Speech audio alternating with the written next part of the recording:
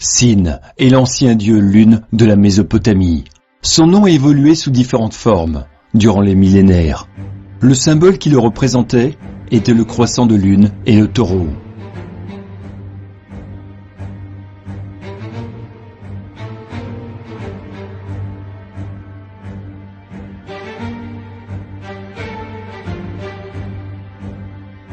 À travers les différents royaumes, époques et régions, Sin deviendra Baal.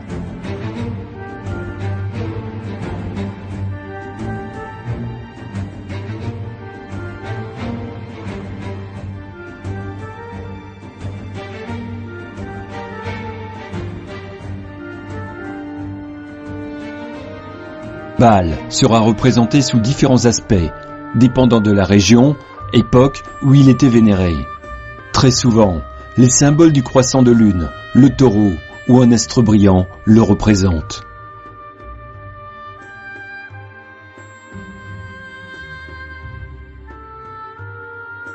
Les enfants étaient donnés en sacrifice à Baal afin d'obtenir des faveurs.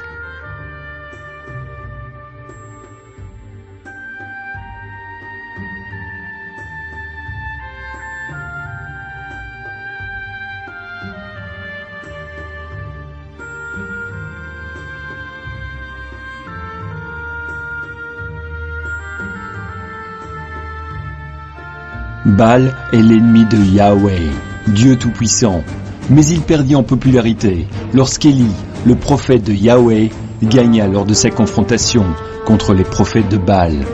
Dans le monde arabe pré-islamique, Baal, que l'on nomme aussi Baal ou pour définir son titre de seigneur. Baal deviendra Oubal. On rapporte qu'Oubal siégeait à la Mecque comme le dieu souverain des 360 autres divinités. Ce dieu suprême avait 3 filles, Allah, Manat et Uza. Cette divinité suprême était aussi connue sous le nom générique Ilah, qui signifie Dieu. Ce dieu lune, Oubal, était représenté par un croissant de lune. La Mecque était donc le lieu culte d'Oubal, la Kaaba, son sanctuaire où ses fidèles faisaient le pèlerinage du Hajj, selon le calendrier lunaire, toujours en vigueur aujourd'hui pour les musulmans. Dès 610 après Jésus-Christ, Mahomet, après avoir plagié la Bible et autres textes religieux, ce seigneur de guerre érigea les fondements du Coran et de sa nouvelle religion, qu'il voulait monothéiste. Il remplaça le nom d'Ilah par celui d'Allah. Il détruisit aussi toute référence concernant les idoles, les déesses, les statues, même celles du dieu Oubal, afin d'effacer l'origine païenne de la Mecque polythéiste. Suite à ce changement brusque et critiqué par certains, Mahomet ne conservera que la pierre noire, la Kaaba et le symbole du croissant de lune, afin d'établir une paix durable avec les différents membres de la tribu des Kouraïch et ceux des clans mécois qui s'y opposaient. Ensuite, il déclara qu'il n'y avait pas d'autre dieu qu'Allah et que Mahomet est son messager.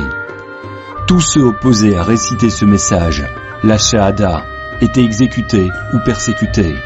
Voilà la véritable origine de l'islam. Cette religion n'a pas commencé avec Abraham, comme c'est encore prétendu de nos jours.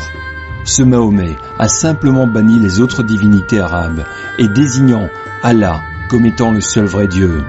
De plus, Mahomet usurpa la position du Christ en se faisant le seul médiateur entre Dieu et l'humanité. C'est Allah, alias Oubal, n'est pas, n'a jamais été et ne sera jamais le Dieu de notre patriarche Abraham. Si Abraham avait construit la Kaaba, alors pourquoi les archéologues ou historiens ne rapportent-ils pas de preuves historiques du lien entre la Mecque et Abraham? La Bible nous dit qu'Abraham, avec sa famille, quitta la région d'Our, là où le faux dieu de la lune était vénéré, et Yahweh dit à Abraham d'aller plutôt vers Canaan. Il est flagrant, selon les sources historiques, que les musulmans vénèrent des objets de culte païens, tels que la pierre noire, et que les Arabes pré-islamiques vénéraient des divinités païennes. Il est donc clair que l'islam n'est pas la religion d'Abraham et des prophètes de la Torah. C'est pourtant ce que les musulmans affirment.